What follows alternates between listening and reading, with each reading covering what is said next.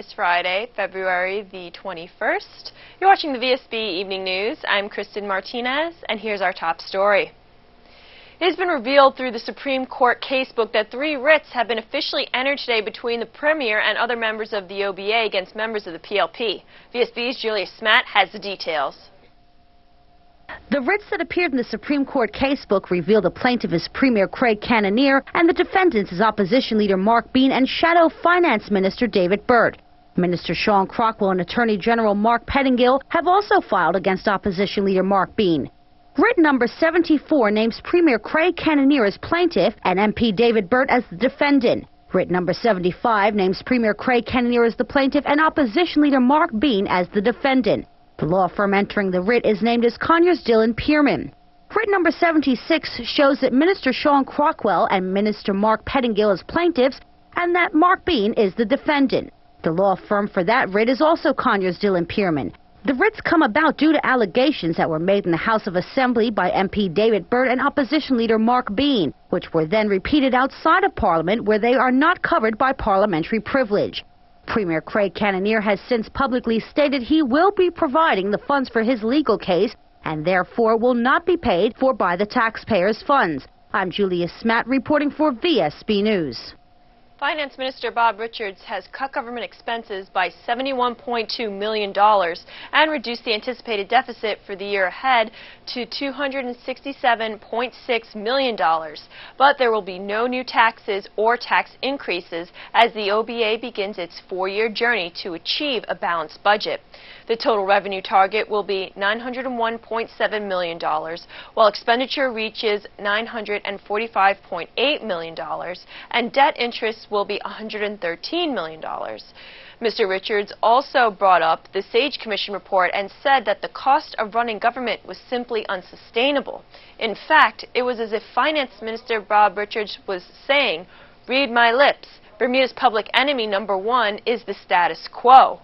Following his 2-hour budget presentation to Parliament this morning, the minister held a press briefing and bluntly emphasized that Bermuda could no longer do business the old way. Some people think that we can improve Bermuda, improve the economy, improve job prospects by keep doing what we're doing. We can't. And some folks don't get it, so I'm just going to keep repeating that. The status quo is the enemy. We have to change. We have to implement changes for it to get better. And that's what we're intending to do insofar as some of our initiatives are concerned.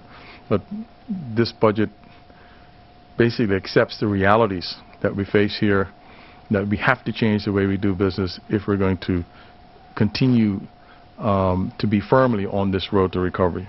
You know, we sort of have one foot on that road, the other foot still on the other road. That is the road that we don't want to be in.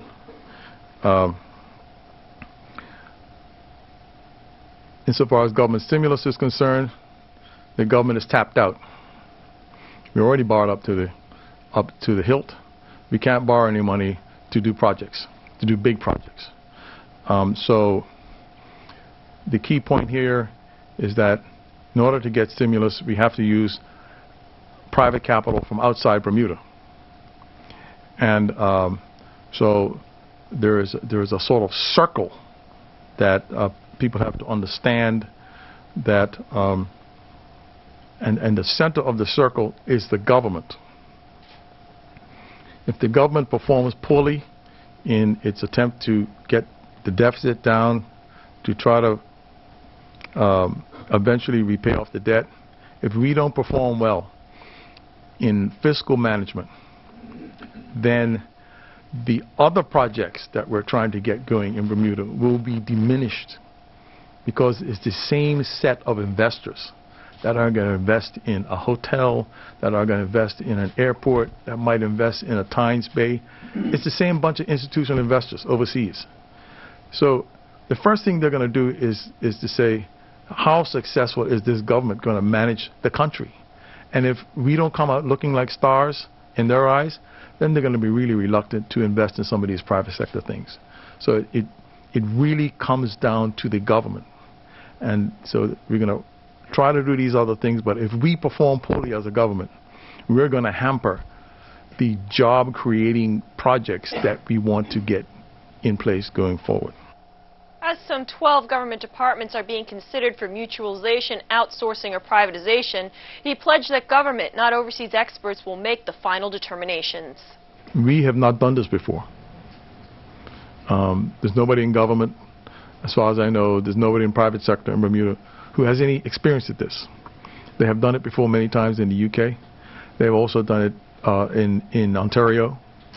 And we've been in touch with people who have that expertise, that experience base to help us out. But make it clear that when you hire a consultant ultimately advises. We are the people that decide. During his delivery of his second budget speech, Mr. Richards dealt with a number of important issues, including the inevitable need to cut the number of civil servants in government. Government has been able to project a reduced deficit and a reduced spending profile for the next fiscal year with no plans for redundancies. However, if we are to achieve the target set out in the MTEF and avoid losing our financial independence and our ability to retain the confidence of international investors upon whom we rely, spending cuts must continue year after year until the deficit is erased. Further reductions in costs after 2014-15 will not be achievable without either staff layoffs or the outsourcing of non-core functions through mutualization or privatization. Remaining as we are with the current number of civil servants will not be possible. He also described the island's healthcare system as a runaway car that ran the risk of bankrupting government. The Ministry of Health is the highest spending department in government, budgeted at $194.8 million. The whole problem with containing the rising cost of health care is of major concern and a threat to government's attempts to wrestle its finances under control. Demographics are working against us from a cost perspective as the Bermudian population gets older and puts greater demands on health care services.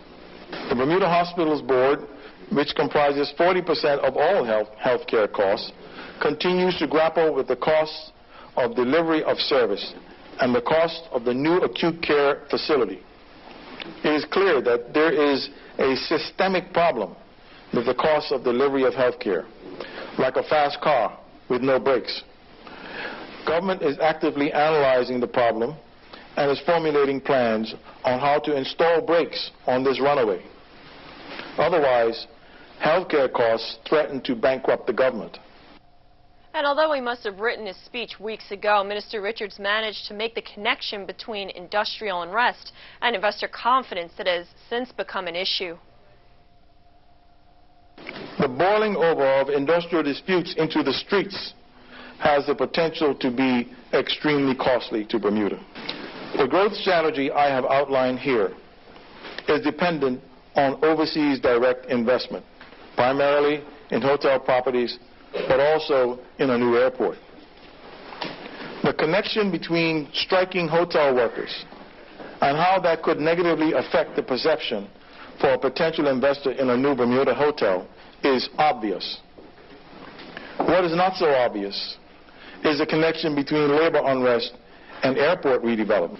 Investors in a new airport will be looking for increased future traffic at our new airport as a rationale for their investment.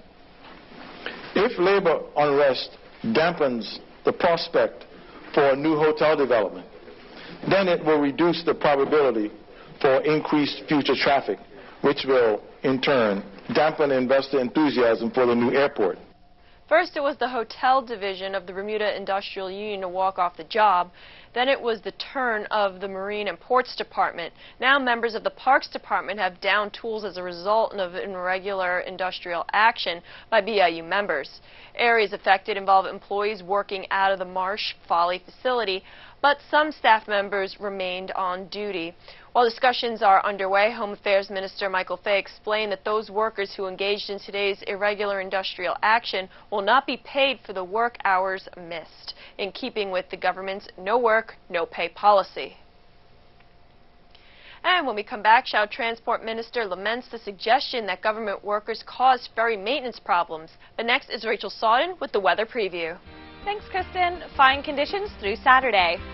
On the radar, not much activity, but looking like it's going to be dry. But please stay tuned for the full weather report as we find out who won Photo of the Week. The weather radar picture provided courtesy of the Ministry of Transport on Vsb Tv 11. Save $1.40 on Purdue Fresh Chicken Drumsticks, just $1.99 per pound for a family pack. California Mineola Tangelos, just 89 cents each. Only $1.39 for a 1-pound box of Ronzoni Elbow Macaroni. Snack on Wise Potato Chips, only $1.49 for a 3.75-ounce bag. Sierra Mist, Mug Root Beer, or Pepsi Soda, $2.99 for a 2-liter bottle. All stores open Monday through Saturday until 10 p.m. and Sunday 9 a.m. to 7 p.m. It's our fantastic February savings event going on now. We have something for every room of your home and incredible savings all month long. Browse around our site to find exactly what you're looking for. New styles, new colors, a new look for your home. We have a huge selection of beautiful furniture and amazing prices that won't last long. So stop in today. You won't want to miss our fantastic February savings event going on now. Your mind wide open with the Cisco Networking Academy. Cisco Academy, the world's largest classroom, offering an innovative education that provides information technology skills for students globally to improve their career and economic opportunities. And there is absolutely nothing like the Cisco Networking Academy program. It provides the skills, the curriculum, it gives everything that a person needs. Cisco Networking Academy, locally relevant, globally consistent. Now in Bermuda, at Bermuda College. Bermuda is an easy way to find great discounts while discovering fun activities to do in Bermuda. Discover the best spas, restaurants, activities, services, and shops at 50% off. Sign up to Bermuda and start saving today.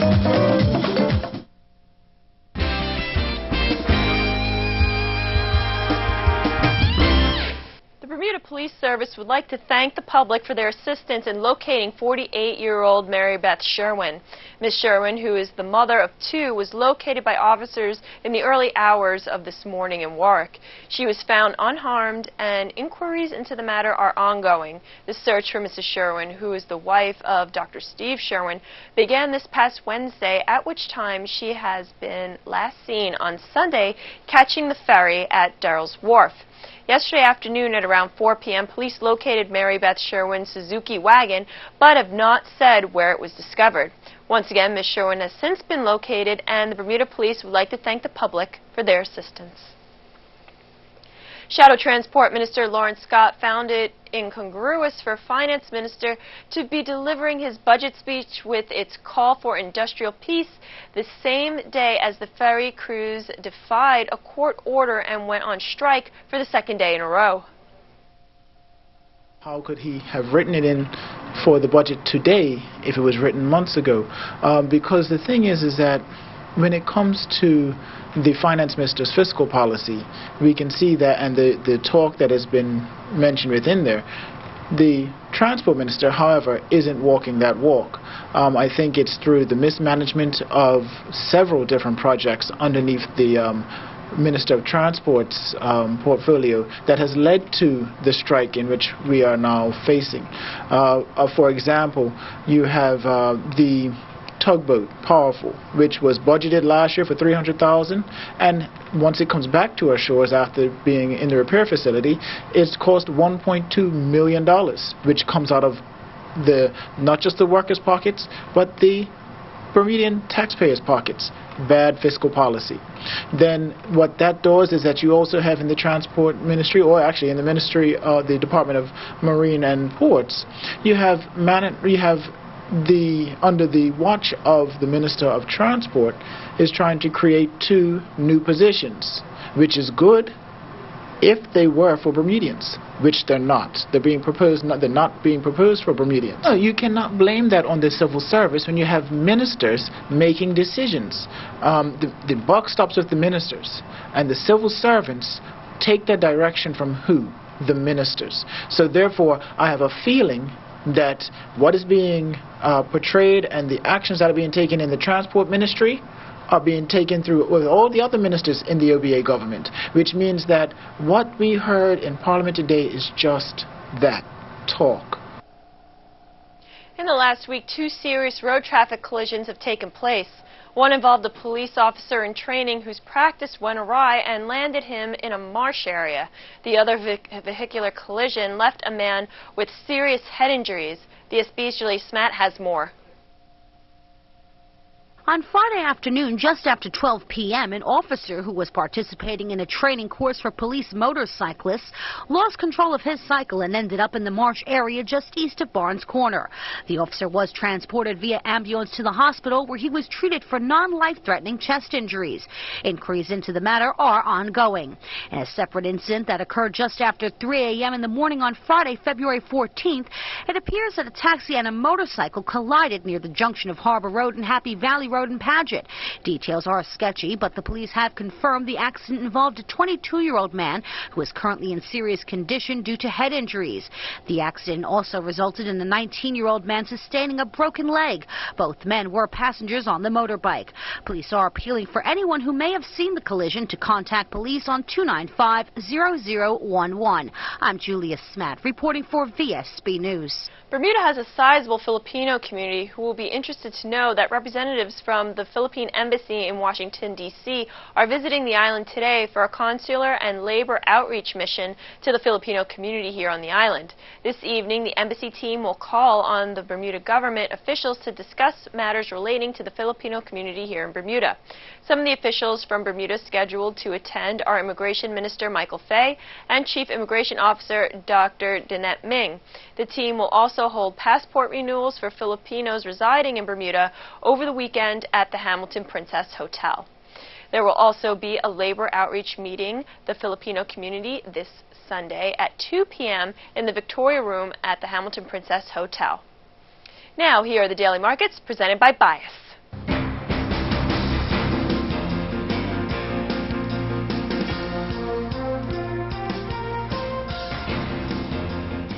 Here are the daily markets presented by Bias.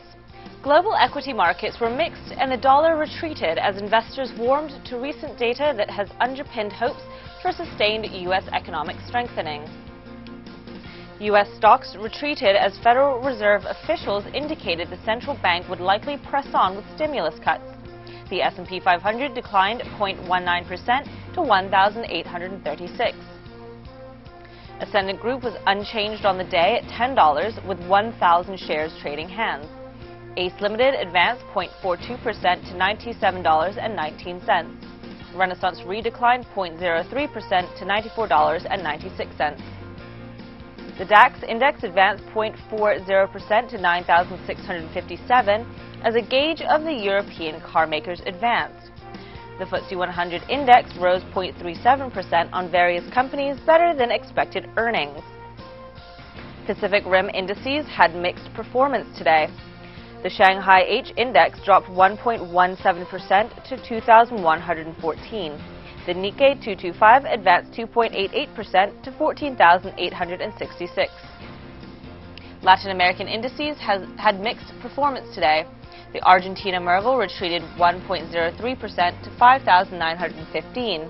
The Mexican Bolsa advanced 0.9% to 39,691. Treasury 10-year note yields dropped 2 basis points to 2.73% after reports showed harsh weather pushed resales of U.S. homes to their lowest level in over a year. The U.S. dollar rose 0.28% against the yen amid speculation the Federal Reserve will keep tapering while the Bank of Japan maintains its bond purchase plan. The dollar fell 0.14% against the euro after weak U.S. housing data. That was a look at the daily markets presented by Bias. There's more news after the break.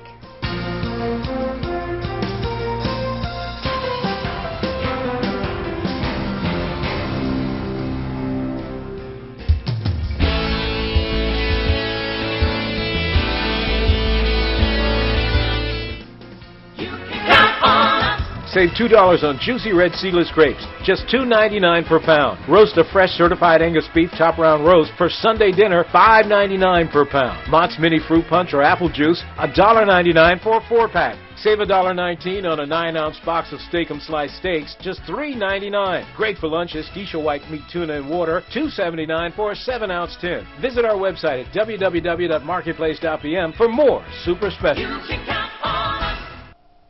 Copyfax is Bermuda's authorized Samsung dealer. See a large range of Samsung color and black and white multifunctional machines, printers, scanners, faxes, and copiers, and all networkable. Copyfax has Samsung machines suitable for home, office, or any size business in an A4 format, taking up less room than other similar equipment. And replacement supplies are in stock for all of their Samsung products. Affordable shopping at Copyfax Limited, where service comes first. Hi, I'm Diane Carlson. I'll be broadcasting live from the Coldwell Banker Bermuda Realty Home Show at Cedar Bridge Academy on Saturday between 10 a.m. and 12 noon during the Rick Dees Weekly Top 40 on Mix 106 FM. Stop by and say hello.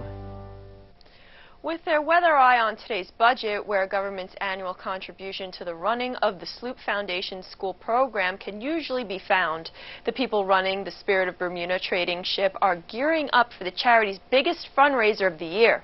Executive Director Denise Riviere tells us all about it. We are like all charities who have been supported by government right now, waiting, with our fingers crossed to see what happens as far as the budget is concerned. However, we're confident that the value of the program has proven itself, and we just hope that, we continue to get the support that we need in order to survive. What's the next thing on your list? So the next thing is, for the 3rd year in a row, the Pirates of Bermuda have been spotted off of South Shore. And this year they're actually planning to take 50 hostages amongst our community. And on March 8th, we will have our event around Old Boys Point between 12 and 2. And at that point, the public could actually come and join us and see, of the 50 hostages, who has to walk the plank and who was able to raise enough ransom. It's our biggest fundraiser of the year. This year our goal is to raise at least $150,000, hopefully more, because it is something that really does help fuel our program. So all the proceeds will go towards supporting our education and character development program. We are more than halfway through our voyages, our school voyages for this year, and so we're also looking forward to participating in Newport Bermuda race, and then potentially doing some work. Yes, very special one, and then potentially partnering with another local charity to do some things over the summer.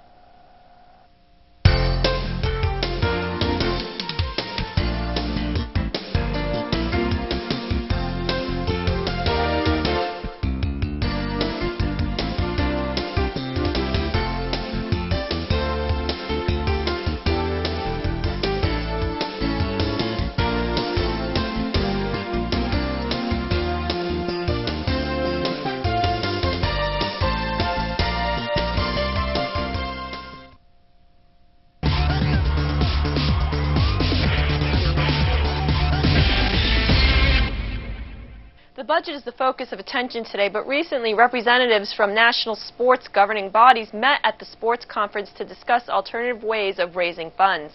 With anticipated cuts, the Director of Youth and Sports, Norbert Simons, told Vsb Sports that NSGBs must concentrate on raising a certain amount of funds with corporate Bermuda. Yes, Mike, and that was the intent. What we really wanted to focus on today was presenting the draft copy of the sports policy and develop action plan and get groups to help us to develop an action points as we go forward. So do you feel that it's being well received? Yes, I think that those that are here, unfortunately we have about 16 national sports governing bodies that are not represented today. those that are here, the vibe in the room seems to be a very positive one. They been asking some really good questions that are thought-provoking, and that we have to also include in a project and a policy as we move forward. Yeah. Who's speaking in the background now? That's right now is Ms. Karen Smith from the Center on Philanthropy.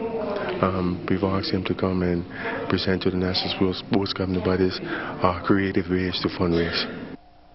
In celebration of Black History Month, the Defence Broadcasting Company Limited is proud to present films acknowledging the contributions made by black people throughout the world. See these historic films at 9 a.m. and 9 p.m. Tuesdays, Wednesdays and Thursdays during Black History Month.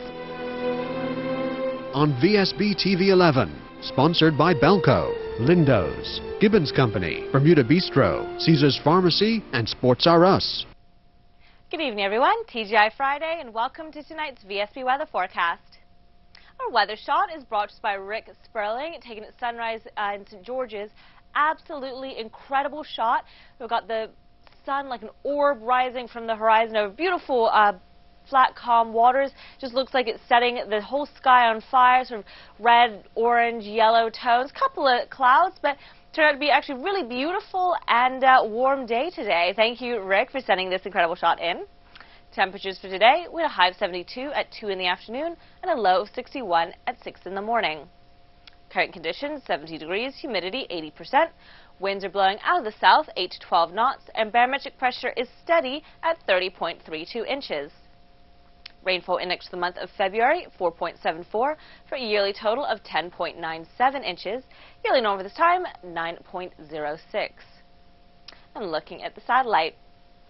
High pressure continues to provide fair to fine conditions and generally light winds through Saturday. A weak boundary stalls to our north on Sunday, bringing moderate winds and a few showers. A cold front moves across the area on Monday into Tuesday, bringing increased showers, strong winds, and a chance of thunder. And looking at the gateway cities, Atlanta, mostly sunny, 64. Boston, mostly sunny, 48. Charlotte, partly cloudy and 66. London, partly cloudy, 54. Miami, 84 and partly cloudy. New York, 54, partly cloudy. Orlando, 82, mostly cloudy. Philadelphia, partly cloudy and 55. Toronto, partly cloudy and 34. And Washington, partly cloudy and 60 degrees. And back at home tonight, partly cloudy with a low near 65. Winds south-southeast 5 to 10 knots, and then veering southerly and increasing to 10 to 15 knots. And tomorrow, mostly sunny with a shower or two developing overnight, high near 73. Winds are blowing out of the south, 10 to 15 knots, and then veering south-southwest, then increasing 12 to 18 knots overnight. Marine tonight, no warnings. Seas inside the reef, 0 to 1 foot. Seas outside the reef, 2 to 4 feet. The sea surface temperature is 68 degrees. Marine tomorrow, no warnings again. Seas inside the reef, 0 to 1 foot. Seas outside the reef, 2 to 4 feet. Low tide will be at 7:39 in the morning, and high tide will be at 1:15 in the afternoon. And looking at the 5-day forecast. Sunday, sunny breaks, 1 or 2 morning showers, increasing later, breezy with a high near 70. Monday, mostly cloudy with showers, chance of thunder late, windy, high near 71. Tuesday, sunny periods, morning showers with a chance of thunder early, windy with a high near 68. Wednesday, mostly cloudy with showers, and a high near 67. Congratulations to Rick Sperling. You are our photo winner of the week. This gorgeous shot taken today. We'll be in contact with you about your prize, dinner for 2 at one of Bermuda's finest restaurants. Thank you to Jeremy Entwistle, our meteorologist for tonight, and everyone at the Bermuda Weather Service. I'm Rachel Staldon. Have a great weekend. From all of us here at VSB, I'm Kristen Martinez, and have a great weekend. Wardrobe and makeup for Kristen Martinez and Rachel Sordon, provided by Gibbons Company.